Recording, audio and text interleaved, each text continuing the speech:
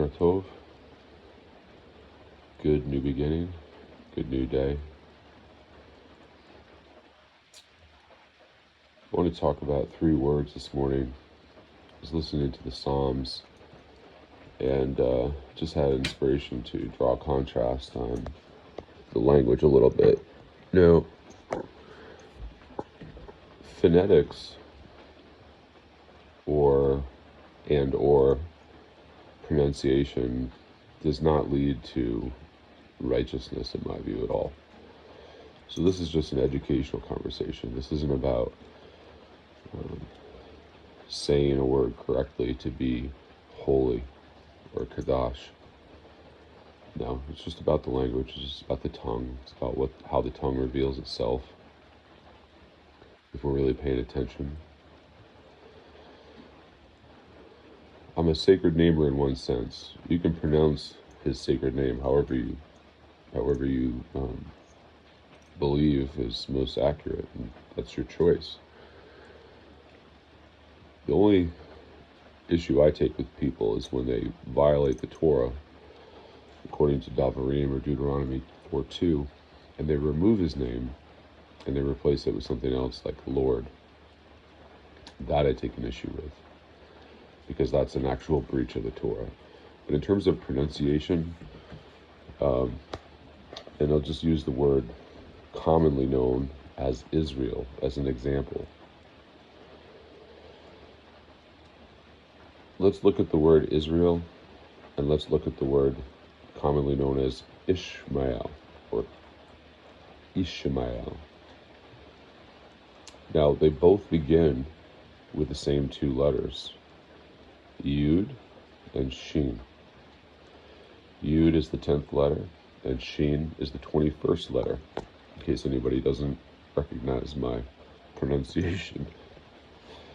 To be clear, Yud is equal in value in terms of, so that's the order, 10 and 21. In terms of value, Yud would be 10, and Shin is 300. Okay, so let's just look at those 2 words. Both begin with the same 2 letters. Now, I did a video a long time ago, and I'm not sure if it's still up on my channel or not, on language, the function of language. The function I would offer of language is to literally weave our realities together, our conscious and our physical, our sensual realities together. Now, in simple terms, a language that has layers to it, in terms of you need to decipher it in layers, is going to be less efficient because there's multiple steps that you would have to go through in order to understand it, versus one step, for example, being able to hear it and discern it and then recognize and understand it. So what I'm pointing to is that the common belief about Hebrew, and that one letter might have the same sound as another letter or character, is counterintuitive. That is actually mixing, which is what Baval, where we get the word babble.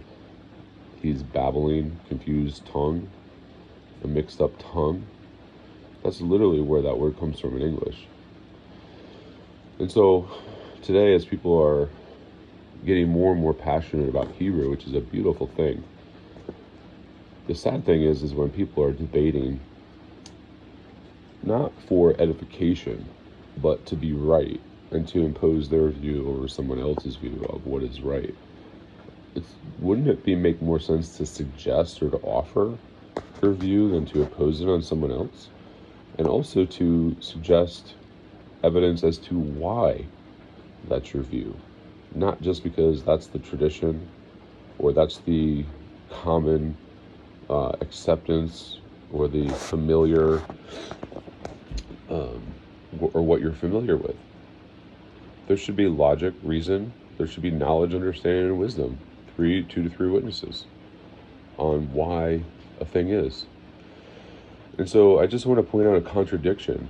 I want to point to confusion. I want to point to confusion in the original approach to Hebrew, or the modern approach to Hebrew, and I'm pointing out in the two words, the two brothers, they ultimately, not two brothers, but Yaakov, who became Israel, so to speak, and a lot of the Hebraic movement, it's Yasharel, which there's no hey there. There's no H to make the sound Yah. And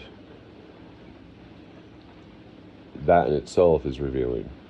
You'll see a lot of people transliterate or write Yahshua, which is actually a corruption of the tongue, because that's not how it's pronounced, and that it would imply a completely different spelling. That would imply a Yod He Shin, commonly Vav Ayin, and that's not how it's spelled at all. It's spelled in one form. To save would be Yud Shin, commonly Vav, and Ayin. So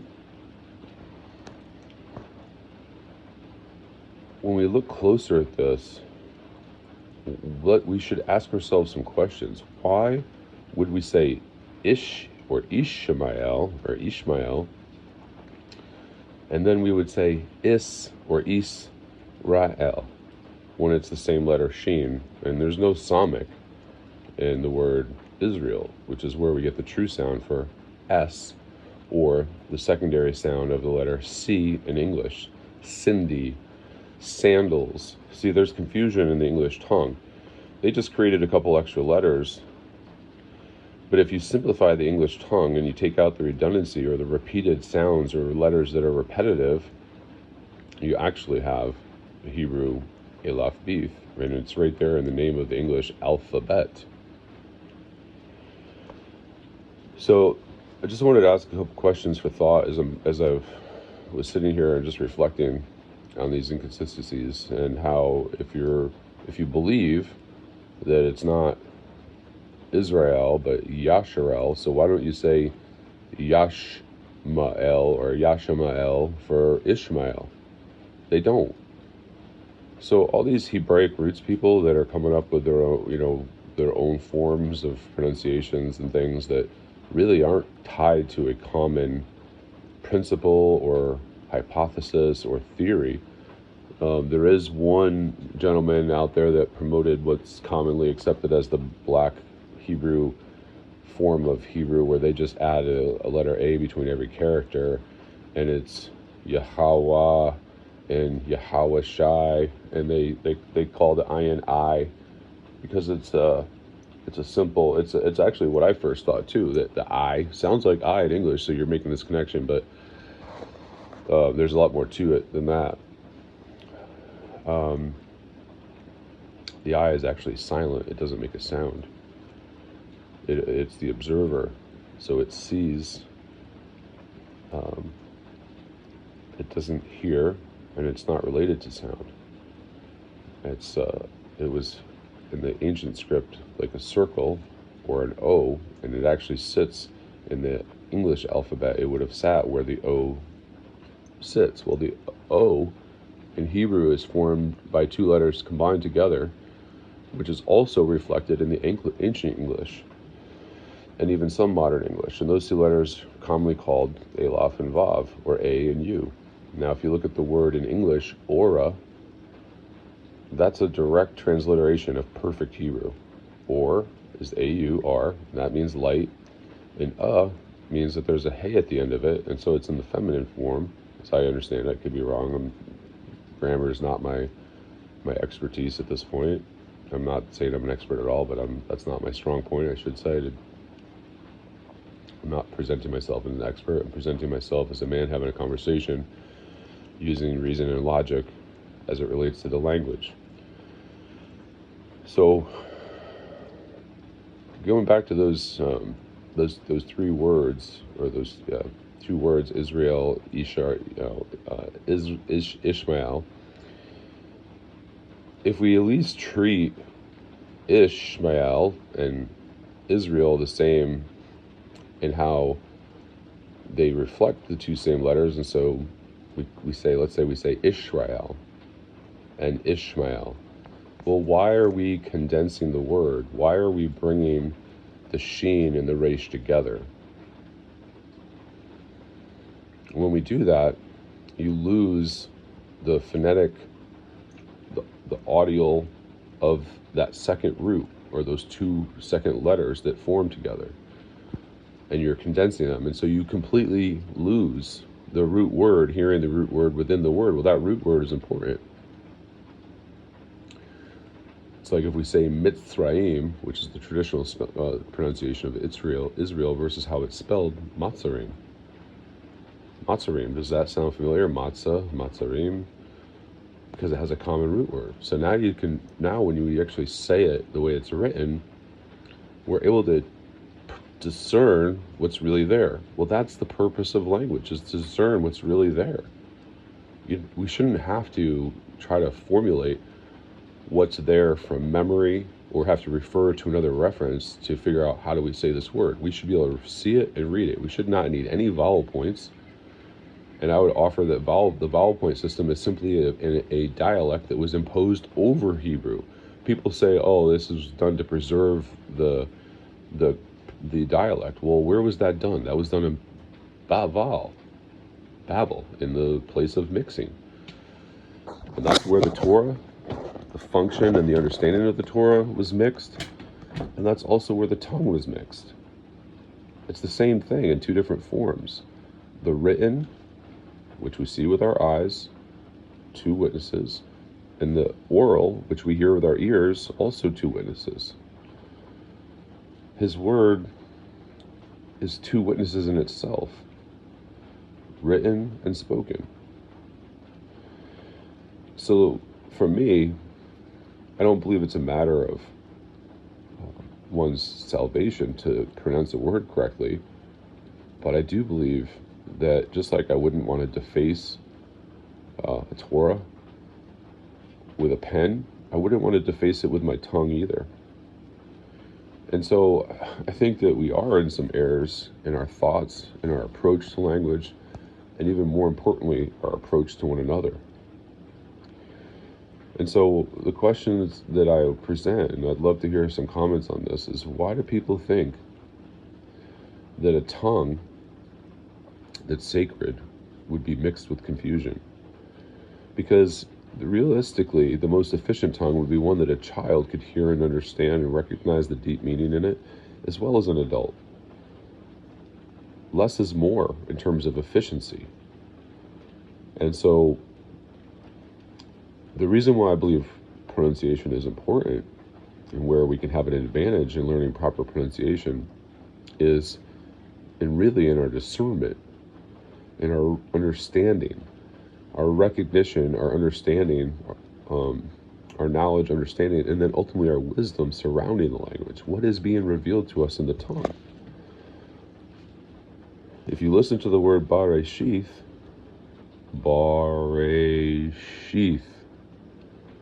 you're actually hearing bar, resh, eth. And bar is a word unto itself, resh is a word unto itself, and eth is really a grammatical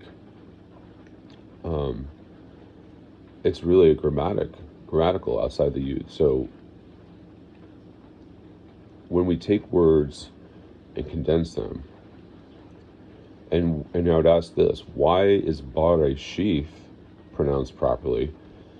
And that's a 1, 2, 3, 4, 5 letter word. So in most cases, when there's multiple words like that, like let's use the word, for example, commonly called Melchizedek.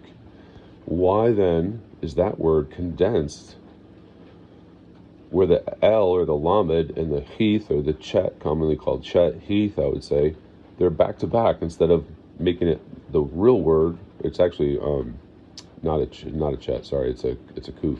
It's Malak. That's the confusion of how it's transliterated. They transliterate it with a CH, which would be a Chet or a Heath. So then we go and we say Melchizedek. Well, it's Malak king, Sadiq, righteous king. So when you hear Melchizedek, you just hear a name. People wouldn't even recognize that there's a word king there because of how it's pronounced. So how can that be an accurate representation of what's written if you're not perceiving with your ears what your eyes would perceive when you look at it? And this is why I'm trying to ask these questions to get people to think, because so many people are out there accepting what they hear or what they see, and they're just attaching themselves to that based on their own personal preferences in most cases. And there's no real reason or logic behind it. And to me, that's if you're pursuing one thing that way, language, which is really important, his word, if that's how you're pursuing his word, how are you pursuing life? Because patterns tend to be consistent in our lives. And so how we think is how we do. How we think is how we speak. How we think is how we live. And so what I'm trying to encourage is better question internal and external questions. There was a Greek man, very famous, who said those who wish to succeed must first ask the right preliminary questions. That's a profound and powerful statement that stuck with me since I was in college, or even high school, because I heard the wisdom in it. And so I would say, if we look carefully at the language, and then the other thing, I'll make this quick point because it came into my mind. The modern Hebrew would call the word for man, they would actually say ish. Well, ish, from the tongue, if I was going to transliterate it just from sound, I would write that as a yud and a sheen. But the way that the word is actually written is aish. But they say that the aleph is silent. No. The sound of the aleph, I would offer, is preserved in the physical letter of the aleph in the alphabet. It's A. But there's also a soft aspect to that. Just like there's two numerical values for the word aleph, there's also two aspects to it.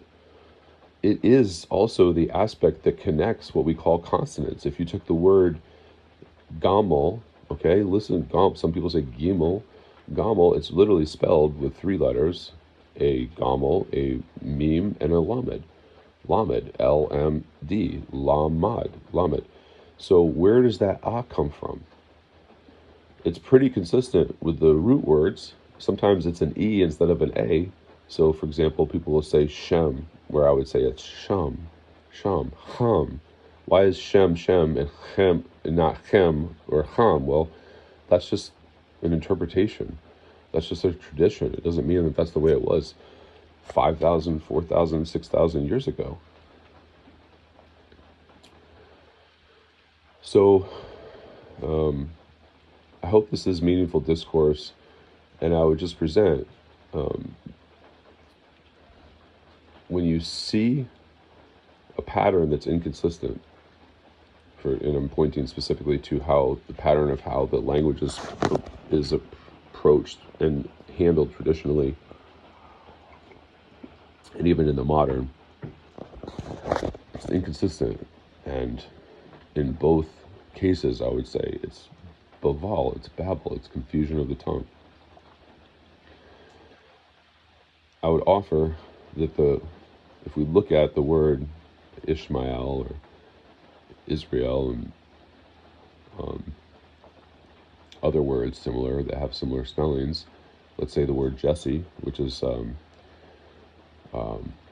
attached to my name, people say Jesse. Okay, so if you get into Hebrew, they say Ishai. Why would it be Ishai? Well, because the Yud,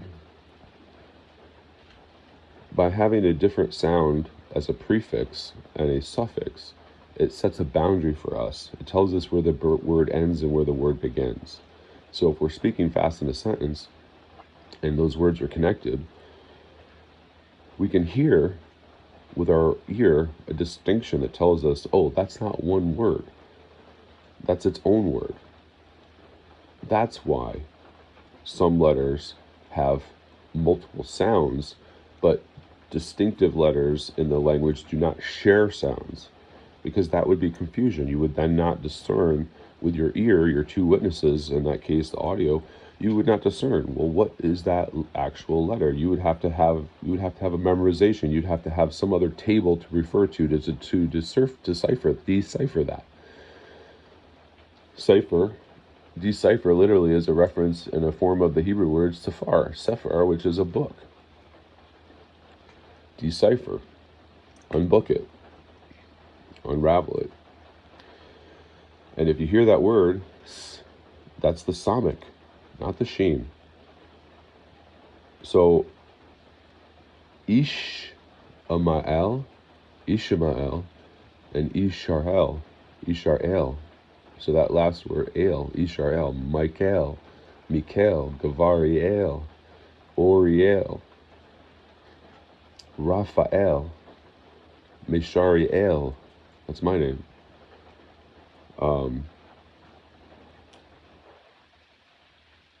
When we sit and we observe and we use the senses that he gave us, and we take it into the inner kingdom with his spirit of truth, with pure intention, he says, ask and you shall receive. So ask and receive in pure intention. This is how we draw closer to him every day. Regardless of how we pronounce his language, we should know his language and understand his language if we want to understand him. So Father, bless your people to know your sacred tongue. Lashon Kadash. Bless your people, Father, to know you by your word, according to your word and according to your spirit. Thank you for this new day. Bless us in it. Thank you, Father. Amen.